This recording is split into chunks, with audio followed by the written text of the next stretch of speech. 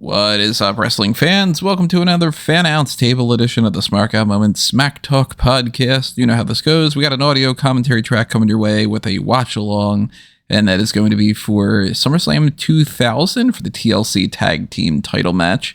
If you don't know who we are, I'm Tony Mango, joined as always by Callum Wiggins. Coming to a TNA pay-per-view near you. A couple of months, yeah. That's one part of the reasons why we're doing it.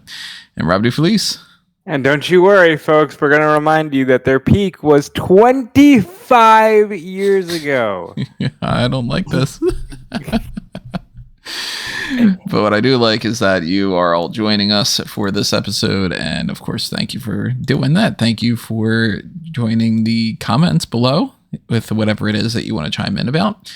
Keep in mind, too, that this is, of course, a watch along. And that means that we do not have the ability to show you what is on the screen and everything, because that would be a massive copyright infringement. But instead, what we do is we give you a countdown and a time code. And when we say 3, 2, 1, play, then we hit play on all of our different devices. I'm watching this on the computer on Peacock. Rob is watching this on Peacock as well. And Callum is on Netflix. So we are slightly off when it comes to the times if you are watching this on Netflix, but it's around the same kind of thing. And this is, of course, SummerSlam 2000, so you have to load that up. I think it's like season 13 or whatever, because of the dumb thing on Peacock where they have to do seasons. And the time code that I've got is 1 hour, 26 minutes, and 48 seconds. It should be paused on your screen. Jerry Lawler looking to the right, looking a little bit upset. JR looking forward, getting ready to talk and say that this is, upcoming is like a TLC match or something along those lines. I forget exactly what the wording is, but the whole setup with the line for Lawler, if anybody is curious about what that is, he says, as when you should pause, right after he says, Triple H doesn't need that at this point in the night. So that's what you're going to line up, whether it is on Netflix or it's on Peacock. If Peacock, of course, has those little glitches with the commercial thing and all there, then you got to pause and, do all that kind of thing. I got the ad-free tier. I assume that everybody else is doing that too. If not, you just pause this podcast and then you whatever. But you would be fools to assume that, because a lot of people will pay for poor Peacock. The thing that saves me is that the Spectrum thing covers like the first like $5. So I'm like, all right, well, I'll pay like $7 then, but the dystopian future of ads aside, the way that this works, again, 3, 2, 1, play, you should see a time code on your screen.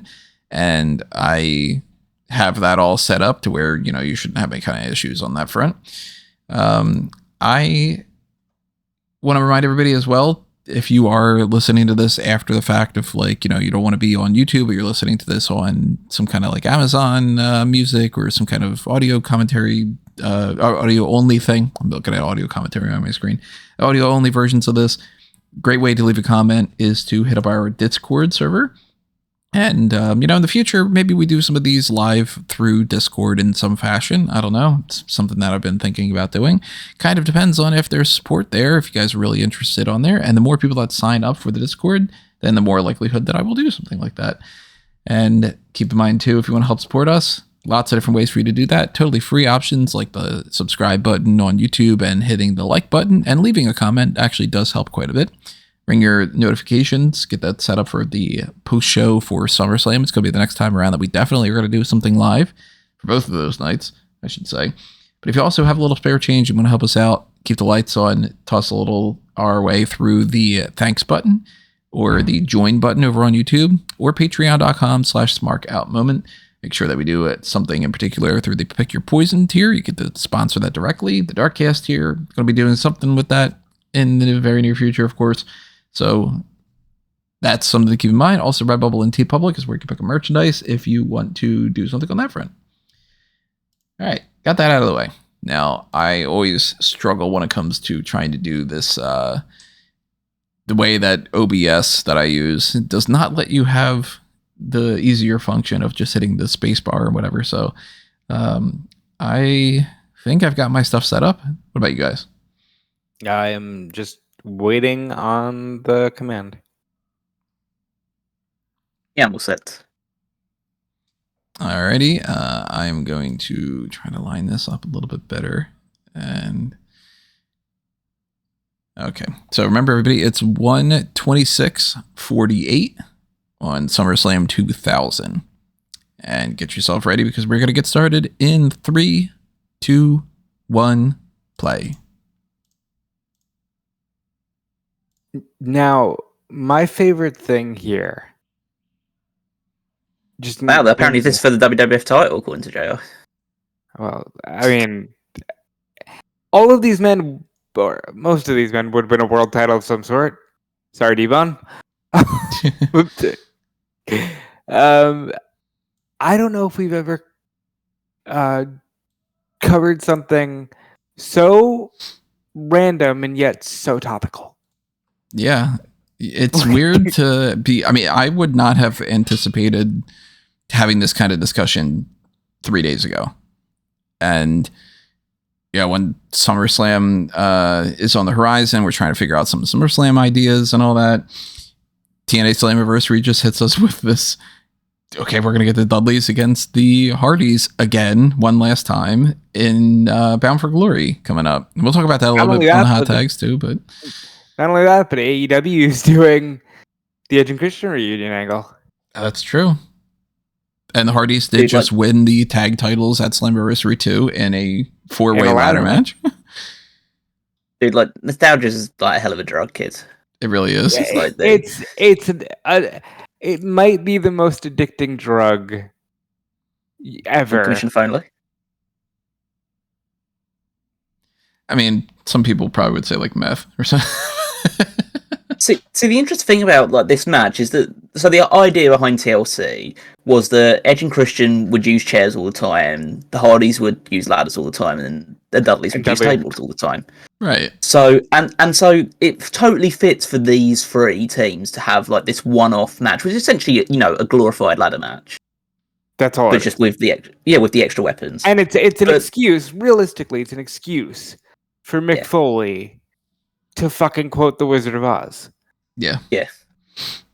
But then it grows into its own stipulation, which is seemingly distinct from a traditional ladder match, even though involving people that don't have anything to do with any of those objects. Let alone, like, it's totally fine. Like Edge continually having TLC matches because of his history with it. Even any of these guys, because they're so synonymous with this type of match.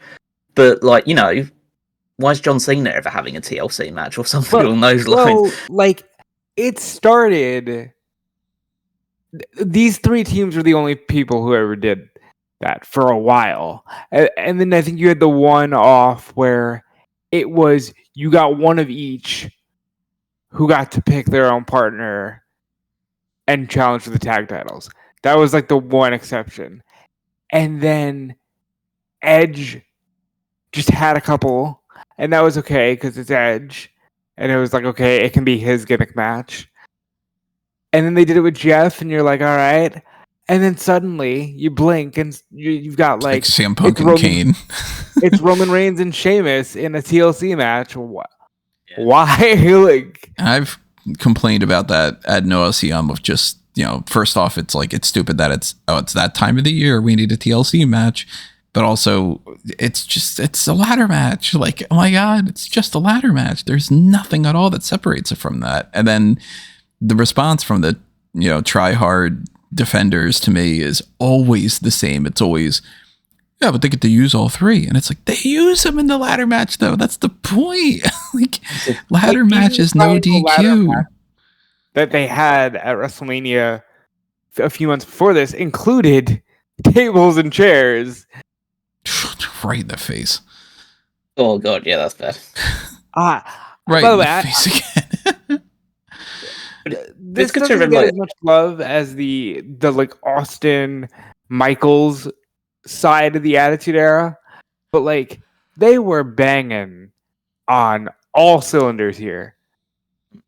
You had the tag team division fired up. You had guys like Jericho and Benoit doing the IC title. the main event scene was stacked. Like this was probably WWE at its peak. Yeah, it's that 2000 is always considered to be their best year, both creatively and just from a traditional revenue standpoint. Like the company was hotter than it's ever has been, and realistically ever will be. Just from a mainstream perspective, they might be making more money now just because of the way the world works and the way that TV deals work. But fundamentally, this is their creative and, like, I guess, universal appreciation peak was 2000. Which is bizarre because it's like Austin's just not there for most of 2000. Like, you think that bothered him a little bit? Like, oh shit, they're fine without me. God. Yeah, God, his leg got caught up there. Yeah, fuck. That's the second worst leg caught in a ladder thing that I've seen this week after Top Dollar. By the way, he says big dick equals cushion. This was a point in time where they had but we obviously the main event scene was popping with The Rock and Triple H on top, but then there was a really, really stacked mid card and tag team division that was just helping carry a lot of stuff. And it just doesn't feel like they had that vibe. Also, the reason why there's such a big reaction to these matches in particular, these TLC matches, because all this is so new at this point. Yeah. I was just gonna say that move seemed so tame that Ed just did the Russian leg sweep to Devon and Matt, but that was actually really cool. Just the simplicity of things that they could still kind of do. Yeah, and I mean, you look back at WrestleMania 10. WrestleMania 10 is nowhere near the type of ladder match that we get now, but it's still better.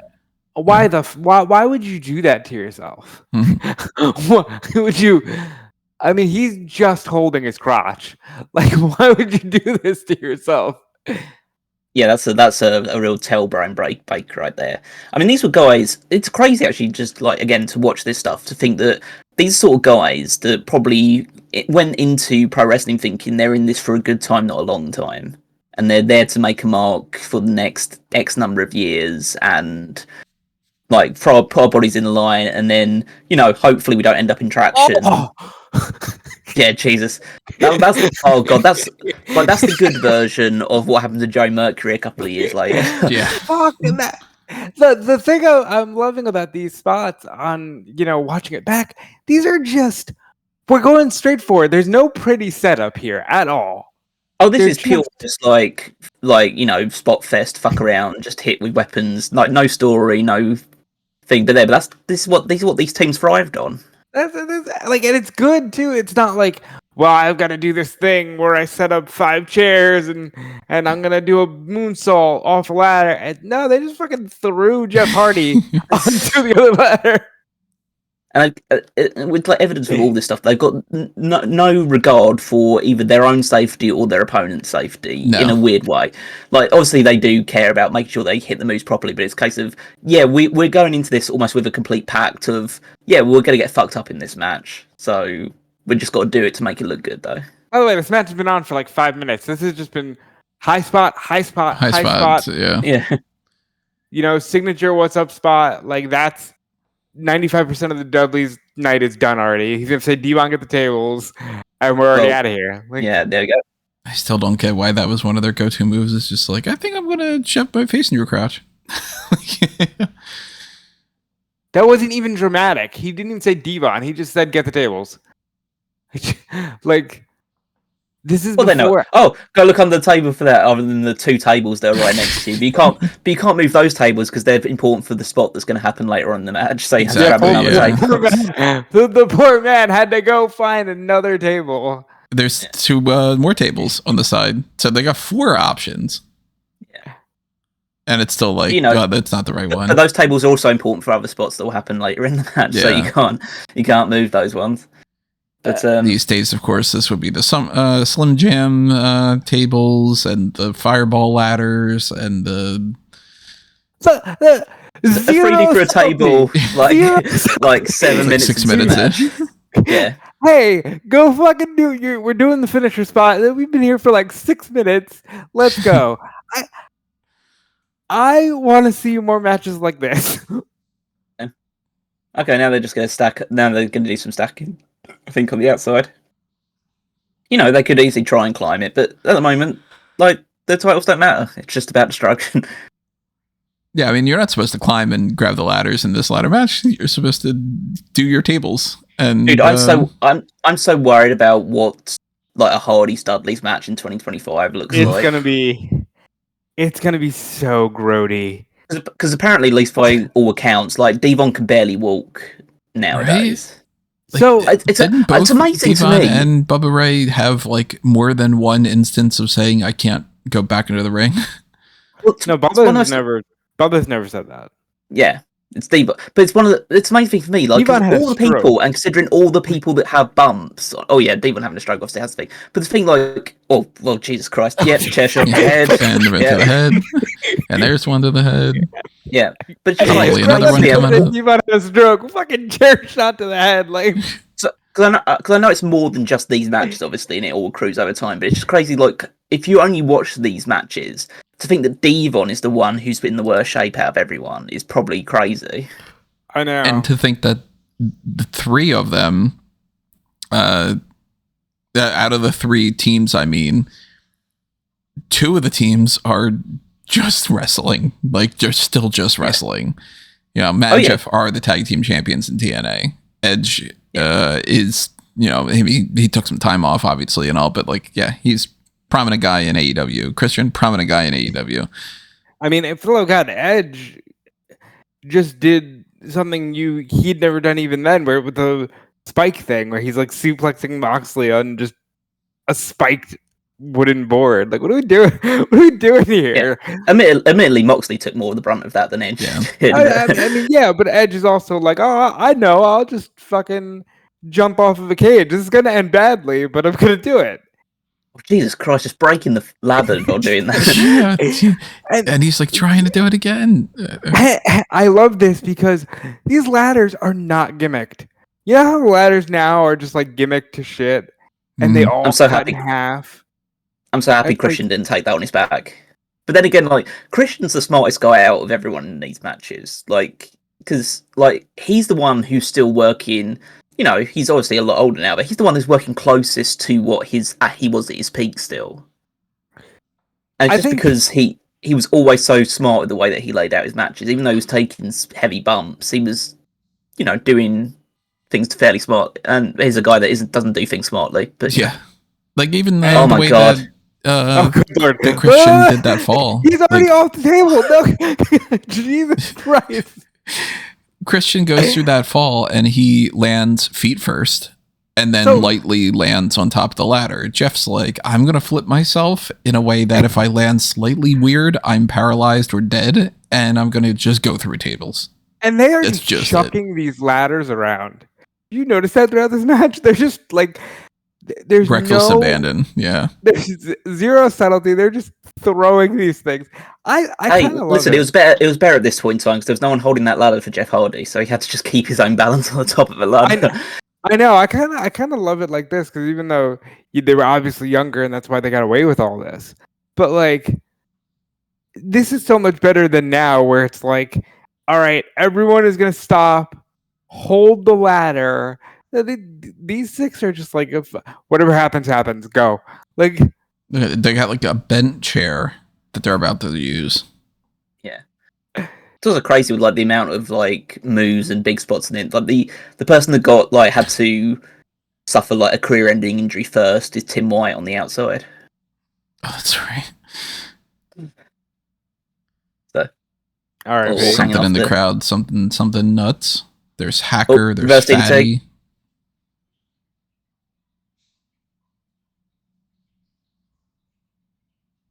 Oh, like that was a good spot. You see, like everything they're doing here is actually really innovative and simple still. It's not as simple as Sean Razor, but it's like still very simple. Is he?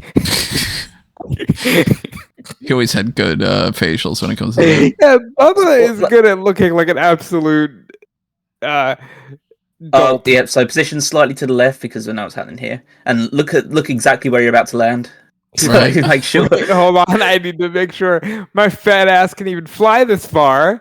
Like, just looking directly at the tables, not even looking at the titles above him, just looking where he's going. Jesus. Oh God! Oh my God! And just casually go through 4 tables. To be honest, that as crazy that is, and obviously I would never want to take a bump anywhere close to that, but it looked fairly tame, to be honest, in terms of like he just slid off of it to a degree. And it looked like 3, 2, 1, go. Yeah, Like it looked like he softened the landing pretty well. Waiting. Did miss one of the tables. Yeah. But it was the thing that they could have used that like, table. The thing that's like you forget about is not only is he going through that height, but if you ever go and like actually put your hand on one of those tables, like those things are hard. Like it's not like you're going through cardboard. Like if you do try kind to of like forget because they break so easily. Right, they look like they're nothing in pro wrestling, but like those things are hard. They're meant to hold stuff. Context. That's like such an annoying spot when they miss the crotch. Yeah, they just missed it. Just had to be one rung higher. Just peak Lita. Popularity wise, yeah. All things considered, Lita looks exactly the same. She does look very similar. She's got very good genetics, clearly. I mean, and by the way, since we're talking looks, I'm convinced Jeff Hardy could be in a wheelchair at the age of 90, and people would still be losing their minds. He's got Jeff some Hardy. of that R-Truth juice. This is the worst bump of the entire match. Oh my God, I know what's coming. See, I haven't seen this match, so I don't know what's coming. Okay, that's what's happening. And head right behind him and all. Have you ever fallen? Like, have you ever just like fall down backwards? Right. Just slip on something. It's a concerning feeling. Can you imagine from that height? Oh Jesus! Oh my God, she hit her head. Well, that was the first time Edge speared Lita. Wouldn't be the last. Okay, would not be the last. And Matt Hardy was right there too. Poor guy. Because this is how you should properly do it. Because he's not even thinking about what's behind him. Like he's going up and he's trying to grab the lad. Not trying to blame Bubba because I would be concerned about taking that bump as well. But the only thing Matt is concerned about is going up, trying to grab the ladder, trying to make it look as good as possible. Doesn't care about where he lands. Oh my God, poor Lita! Like set up for a concussion, just accidental. Oh God, I think I remember what happens here. So since I haven't seen this, I mean, I know ultimately what ends up happening, but this also is kind of a miss to the Smark. We haven't done one of those in a while. I want to go back to just really fast-paced matches like this. So they do this and then. Oh, is this the dangle? Yeah, the dangle. Well, it's the first version of like the dangling spot. They do it. But yeah, I'll do this obviously with the big. Oh my God! Oh my God! Yeah, this isn't the spear that everybody shows. Not to be crass, not to be gross, but we're like 15 months removed from Owen Hart. True. I know. Good fucking God. I think this is the end of the match, by the way. Yeah, I think so, yeah. This is an absolute wild fucking sprint. This was amazing. Yeah. 5 stars. It is I think I don't know whether it did get 5 stars. I think you're close to it. But it's, you got Hardy that's like holding his leg and... Yeah. That might be the best car crash match I've ever seen. This was absolutely a speed run. WrestleMania 17 is better just because they go crazier and they involve more people as well because you have like run-ins from Rhino, Spike Dudley, and Lita in that match. But either way, like this is still, they're in and out in like 15 minutes or something. Yeah, like 15, really 16 minutes. They're in and out. Like in a way, it's almost not saying that you know what I understand with like AEW and stuff like that, but a match like this for AEW probably would end up going 30. You're like, I saw everything I needed to see in 15 minutes here. Yeah, and again, sometimes less is more. And not to keep belaboring this point, but the way they did these spots is what really impressed me. The way it was just like, go. We're not doing this pretty setup shit. Just fucking do the thing. No downtime between stuff where it's just like, now we're going to milk this. Each move is going to be milked for 3 minutes. Oh, wait, now everybody has to stop. Jesus Christ, that landing from Devon is just ridiculous. Again, 15 months. 15 months. Like, good lord.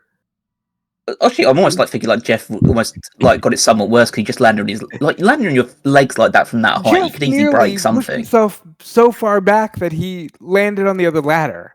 Like these 6 men are crazy, and they just keep doing it. They just like, all right, well, everybody loved it. Let's do it again. Let's do it again. Let's do it again. And each time they did it, everybody was like, hell yeah, do it again. The thing is, so like Edge and Christian are going to fight FTR probably in August. Probably in Toronto. The Hardys and the Dudleys, I don't know if I want to see them just have a tag team match at the ages they are right now and the shape they're in right now. But I don't want to see them use weapons. I don't want to see them hurt themselves. And they have to. Like, if they don't, everybody's going to be pissed. Like, it's a very weird moment they're getting themselves into. But that was tremendous. That was legitimately, a lot of these matches don't live up to the hype. That was a lot of fun. I haven't watched that maybe, I don't know how many years, but that was a lot of fun.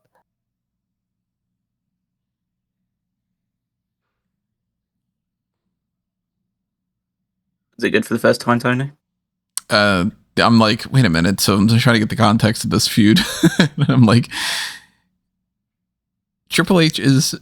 You're talking about the Triple H one now. And Kurt Angle is like a rapist. Like, yeah, pretty much. Yeah.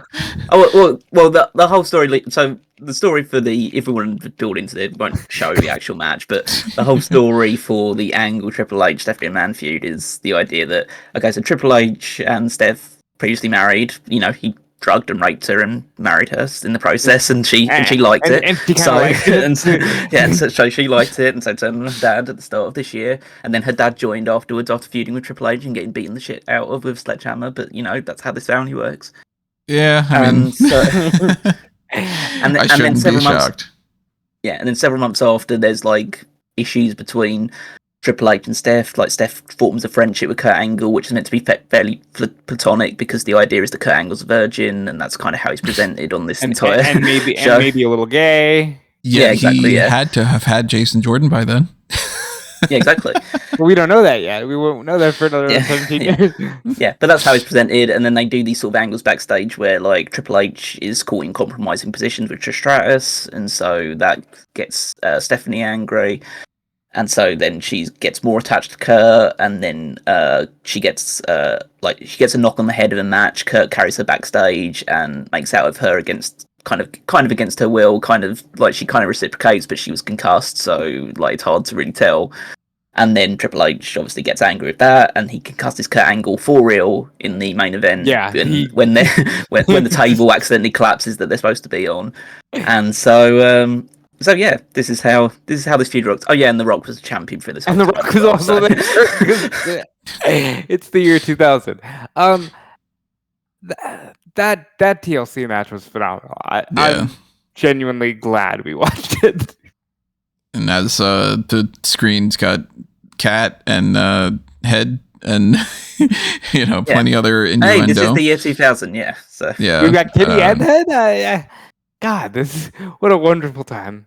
I mean, you say that right when Terry pops out and starts doing this. It makes perfect sense. When it comes to, the next couple of things that are going to be coming your way, though, everybody, we've got the hot tags coming up later on this week. So, of course, stay tuned for that. We obviously do have SummerSlam coming up soon, and the 2nd and the 3rd of August. So, the game plan is, of course, to do live coverage for that, and of course to do the predictions and everything like that.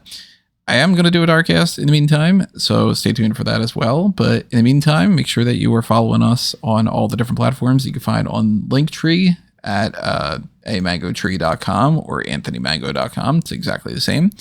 So follow the Smark Out Moment stuff there. Head on over to the Fanboys Anonymous stuff as well and follow those things. And make sure that you're following my own stuff. You can find the same links as well, but mostly at Tony Mango. And follow Rob and Callum too.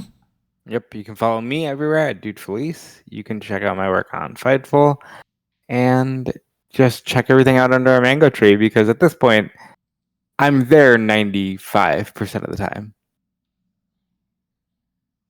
You can follow me on Twitter and Blue Sky at Wigmaster14. Check out the Power Rankings every Saturday over on the Smark Moment website, where I rank the WWE superstars based on their previous week's performances. And while you're there, you can head on over to the Fantasy League, also at www.fantasyleague.com, to see how our respective rosters are doing, who's picking up points as we head towards our next big event of the year, which will be SummerSlam. I still have not dropped Seth Rollins, because I'm still, even more so now. I mean, Paul Heyman was like, oh, Seth Rollins is going to be out for a really, really long time. And I'm like, I don't know. I think it's terrible that, like, you can't take anything at face value. You're just like, well, now that they're saying it, I really feel like he's going to win the world title. My level of trust is at like 2% for almost anything anymore. But yeah, that'll do us then for this main event. Thank you for listening. Thank you for checking out the Fannounce Table. Thank you for your comments. Thank you for your support with the like button, or whatever it is that you toss our way with the donations and all that. I just realized I still have the time code still counting down. Well, whatever. I'll get rid of that. And in the meantime, as far as things being counted out, that's what we are. So thank you for tuning in, and we will see you next time. But for now, this has been another Smark Out moment, and we're being counted out.